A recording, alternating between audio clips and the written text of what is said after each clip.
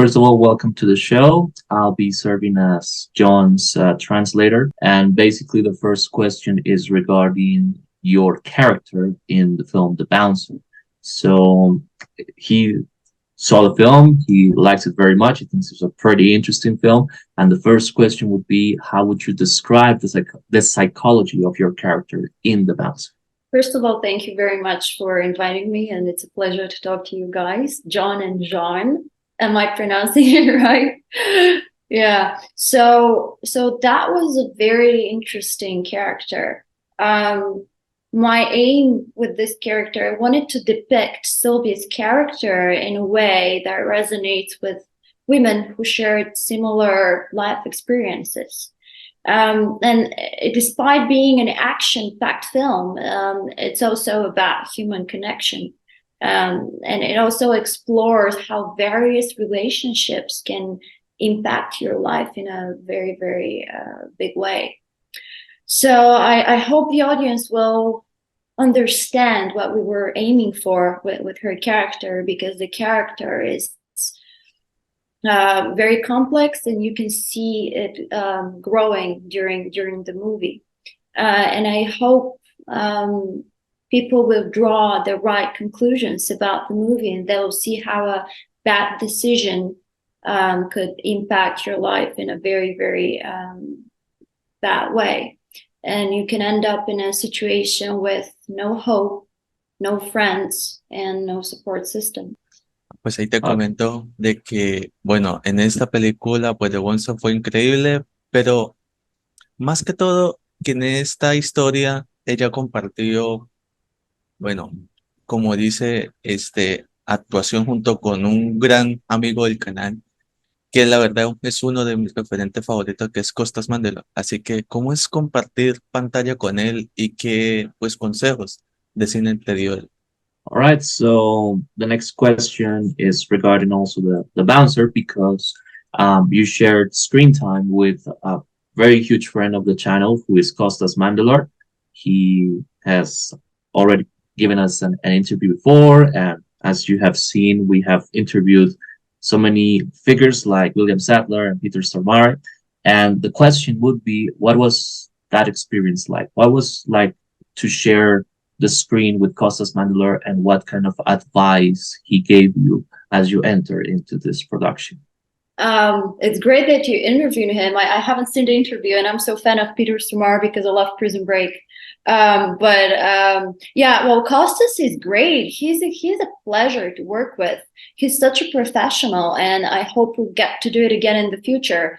Obviously, I mean, our characters did not have a very good relationship in the movie. So it was funny because for the first few days, we would, at least I would try to avoid him a bit. So we didn't really have a conversation for like a week, even though because he was shooting his scenes and I was shooting my scenes. And until the very moment that we had a scene together, we never talked.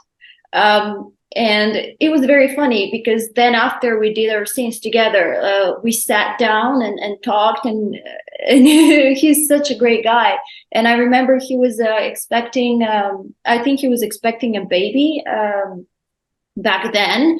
And he's such a sweetheart. And regarding advice, well, he was very into character. So I believe he's doing the method.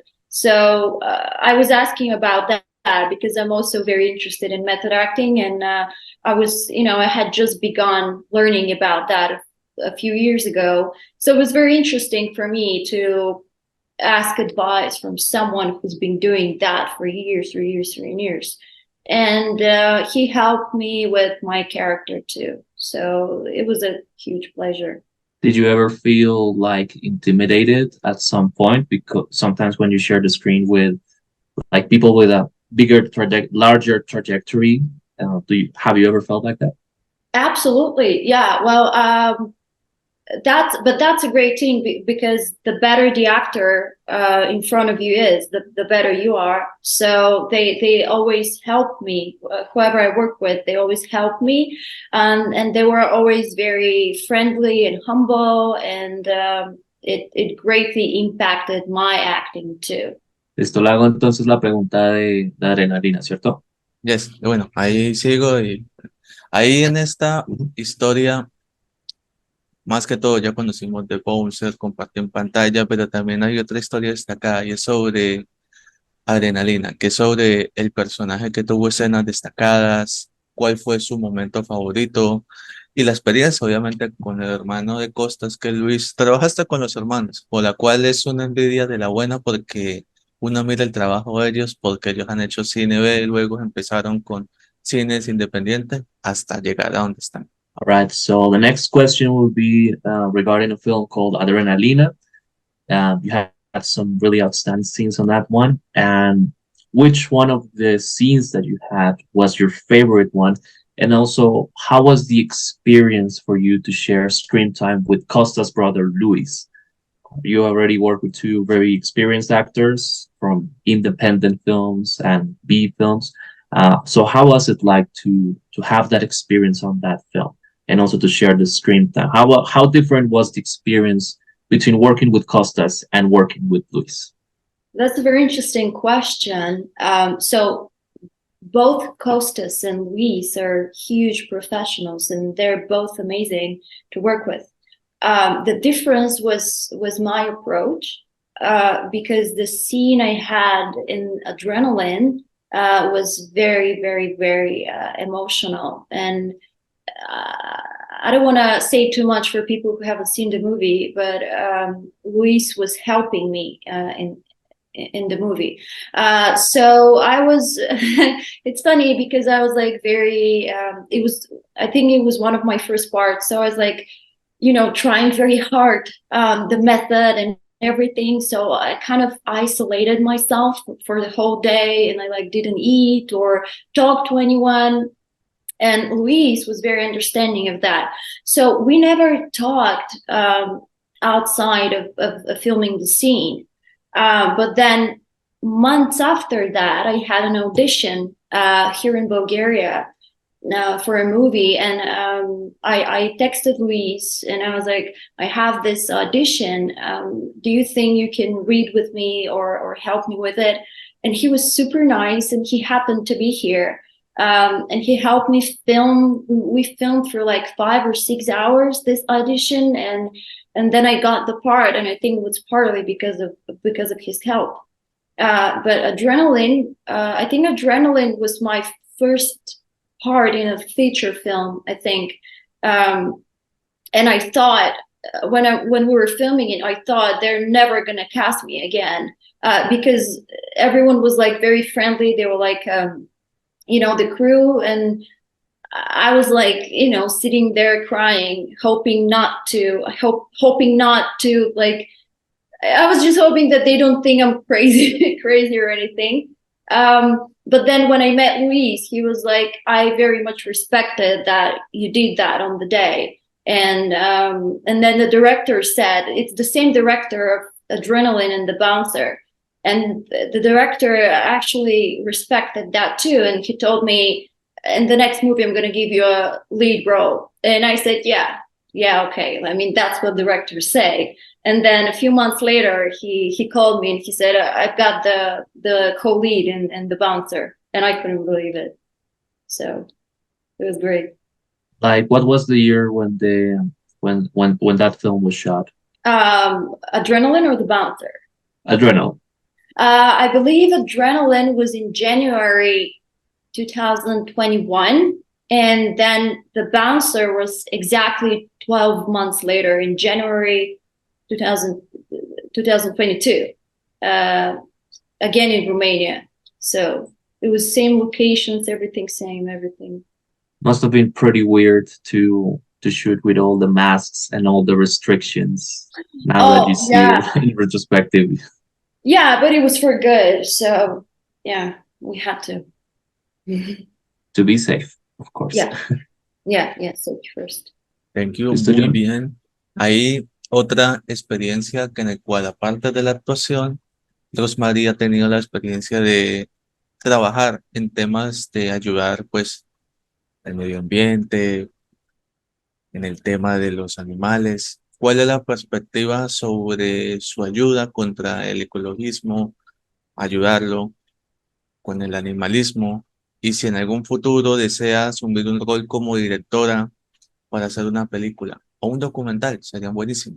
Háblanos sobre ello. Where we saw that you are a woman of many talents, apart from being an actress and someone who can really kick many amounts of ass. We also noticed that you also have a very important role when it comes to the environment and the protection of animal rights.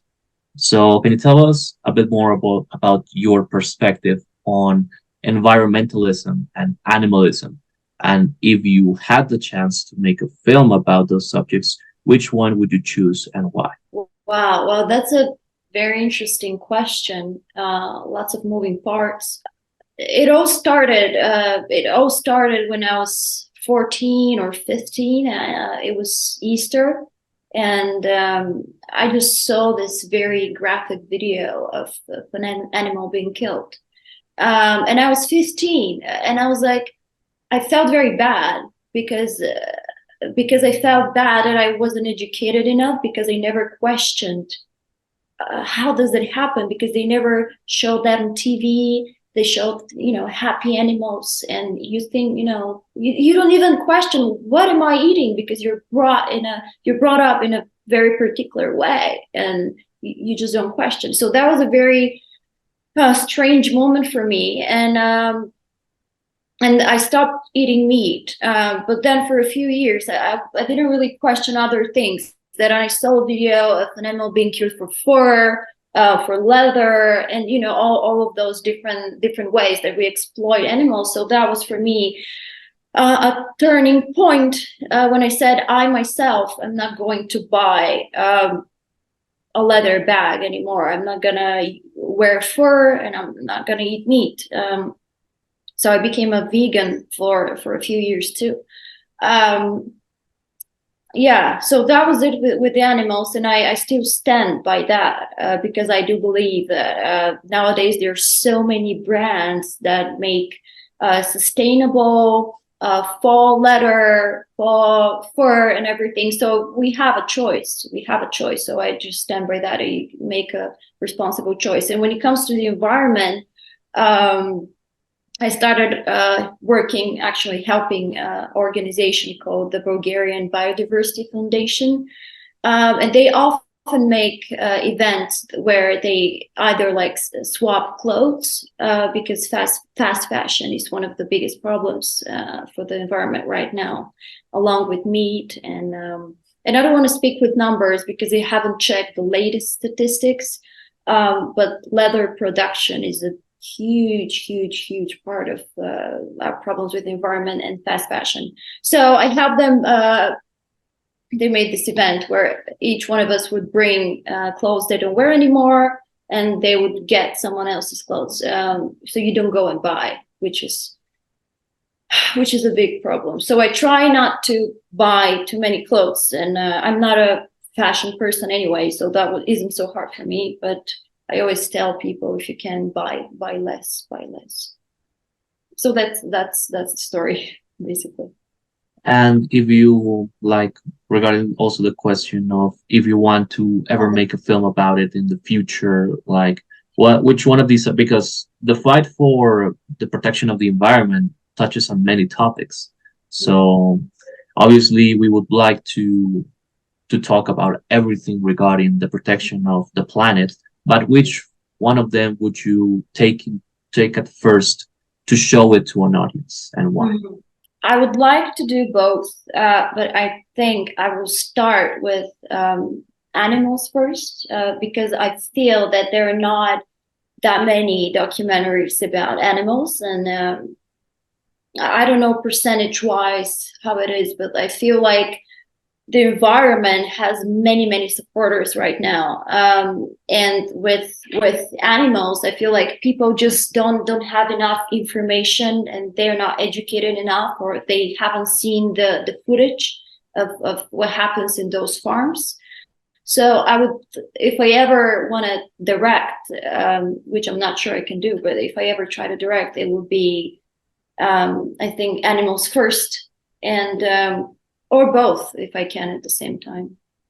That's very positive thinking, though. But Well, there are many possibilities indeed. yeah, I do believe that. Yeah. Thank you for that answer. Jhon?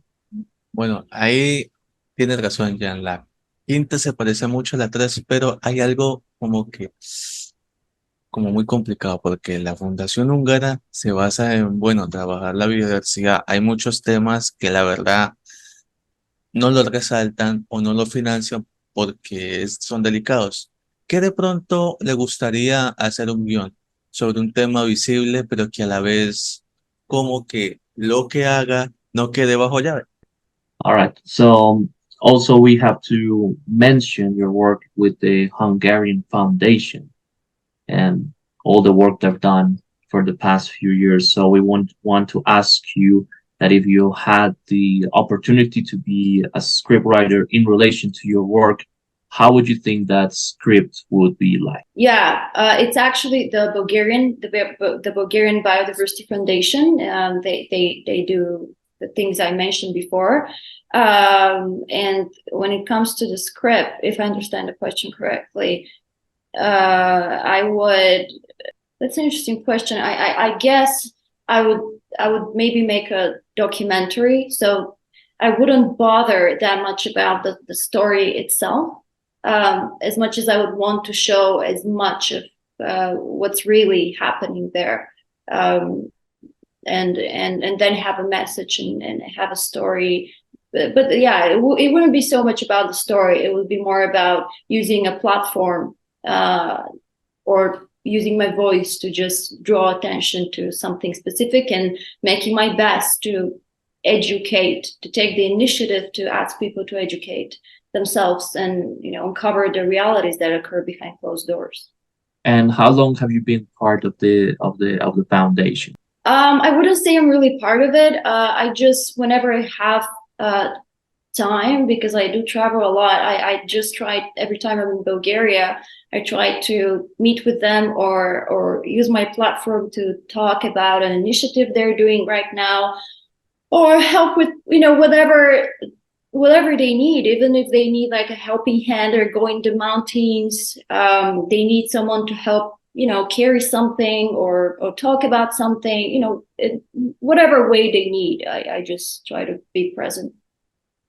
Thank you very much for that answer. It's indeed very beautiful what you are doing alongside the foundation, and I hope that you guys can keep on doing the good work for the years to come.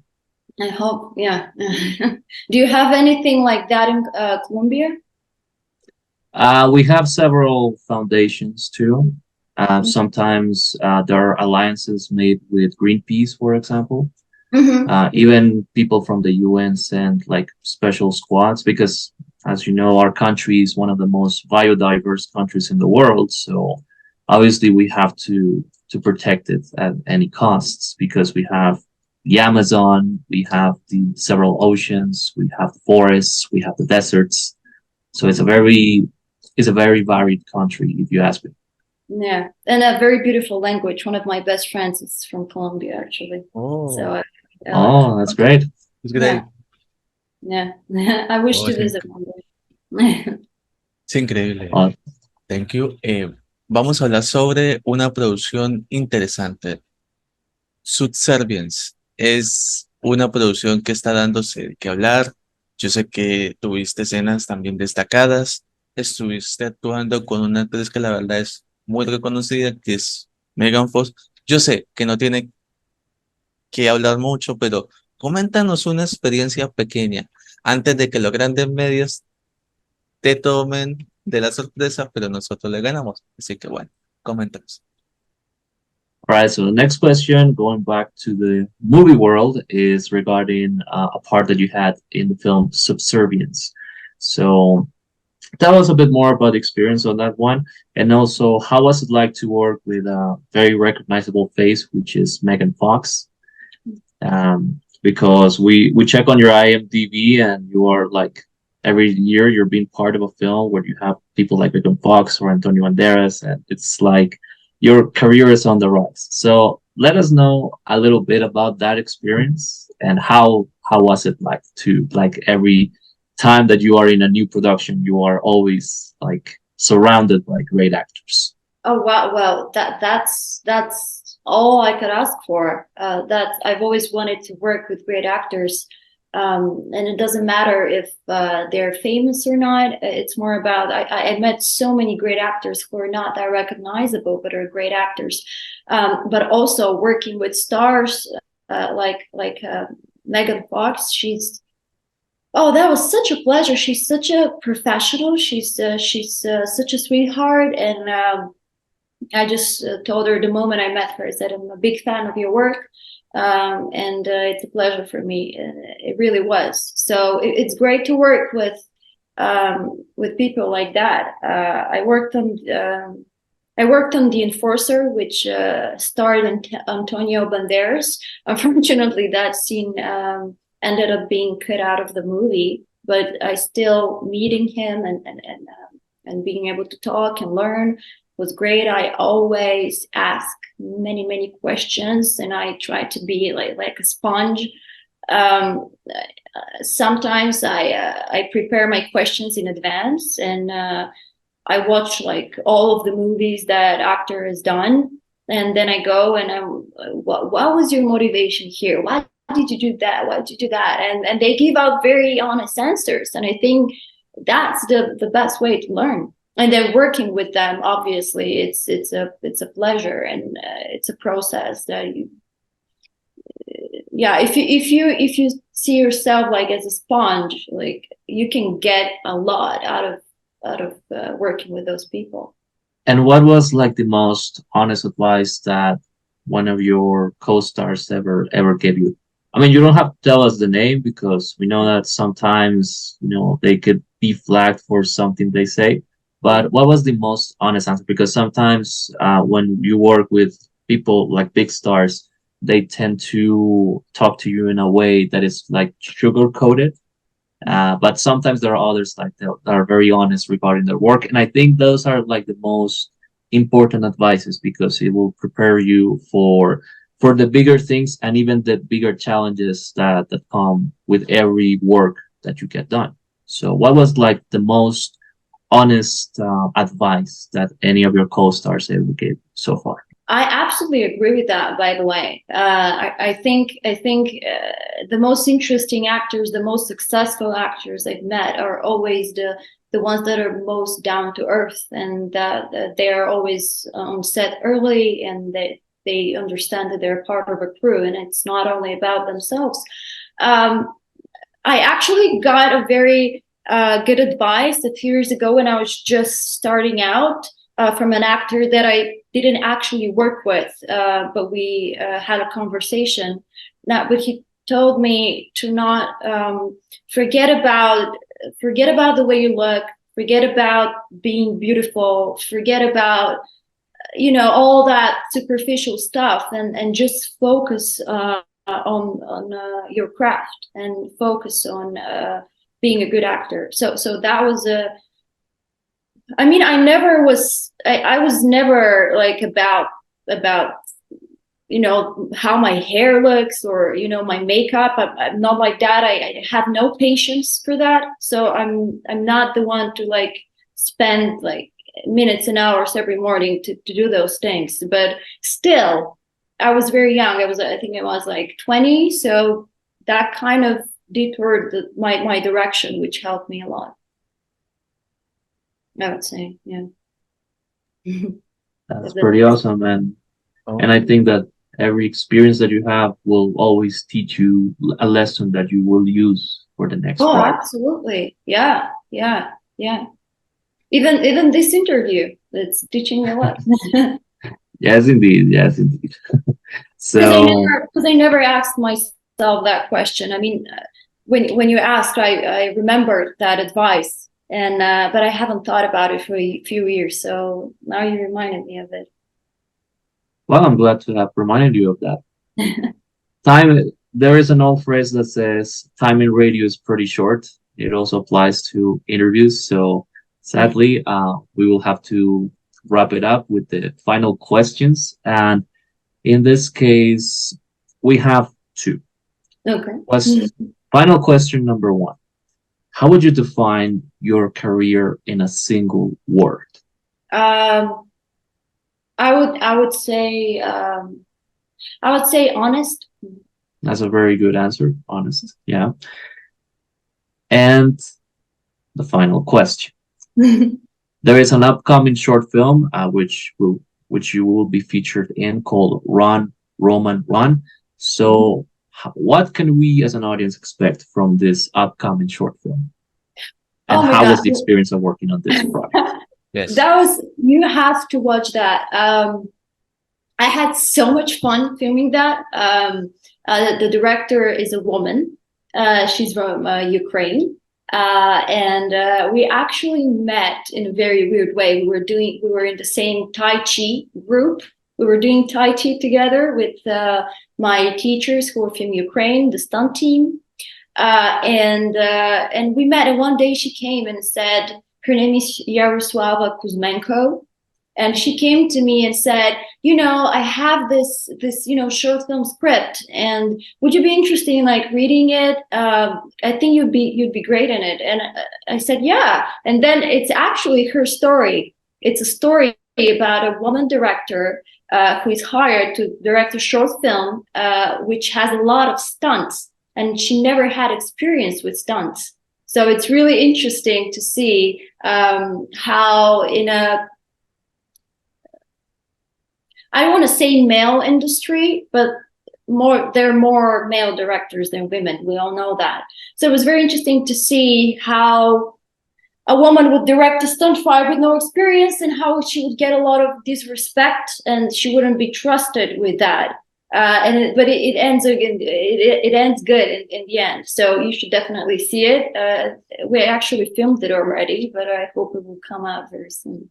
It was very funny. And I worked with friends. The cast were all friends of mine, and we train together. We do Tai Chi, and we do, a lot of different stuff daily. So it was just like a family. It's fun. Well, we'll be anxiously expecting it. Hopefully, I imagine that by next year it should be premiering, right? Yeah, I hope so. I hope in a few months. I mean, it's already. I've seen it. It's done, but I don't know when they're gonna, put it out. So.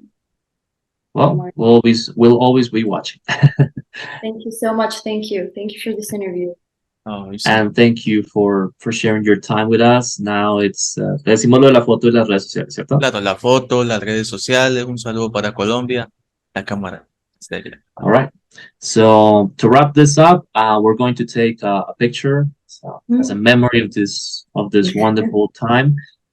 We also want you to share us your social media, and also to give a big salute to our country, Colombia, and hopefully that you come here one of these days. Definitely. Yeah, I wanna say thank you for the interview as well. I'm really looking forward to coming to Colombia. I've been talking to my friend about that, and she had so many friends there. So to all of Colombia, I really want to visit someday, and I'll be so happy to meet new people there, and like try out food and walk around. So I'm really looking forward. Maybe sometime next year for sure. Yeah, good.